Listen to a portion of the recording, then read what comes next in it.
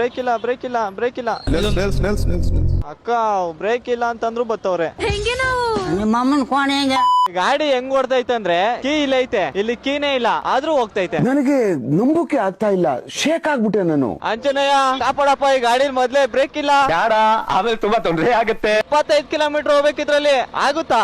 ಕಷ್ಟ ಕಣಪ್ಪ. ಈ ಗಾಡಿಲಿ 25 ಕಿಲೋಮೀಟರ್ ಹೋಗ್ಬೇಕು. ಇದ್ ನೋಡಿದ್ರೆ 20 ಮೇಲೆ ಹೋಯ್ತಾ ಇಲ್ಲ.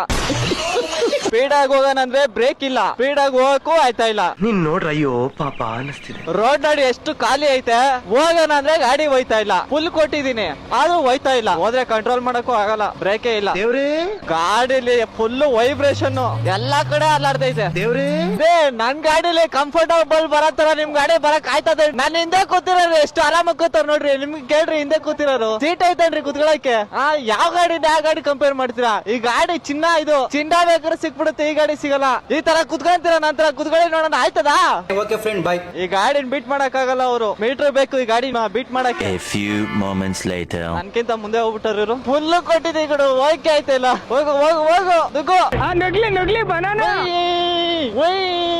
ಆ ಗಾಡಿಗಳು ಅಷ್ಟು ಕೆಪಾಸಿಟಿ ಇಲ್ವಲ್ಲ, 60 ಕಿಲೋಮೀಟರ್ ಮೇಲೆ ಓಡಿಸೋದೇ ಇಲ್ಲ ಅವರು. ಇವತ್ತು ಈ ಗಾಡಿ ಎತ್ಕೊಂಡು ಒಳ್ಳೆ ಮಜಾ ಮಾಡೋಣ. ಹತ್ತಾನೆ ಇಲ್ಲ ಗುರು, ತಳ್ಕೊಂಡೇ ಹೋಗ್ತಾ ಇದೀನಿ. ಹತ್ತಾನೆ ಇಲ್ಲ ಹೋಗುರು. ಅಣ್ಣ ನನ್ನ ಕೈಲಿ ಆಯ್ತಾ ಇಲ್ಲ, ಅಯ್ಯೋ ಅಣ್ಣ.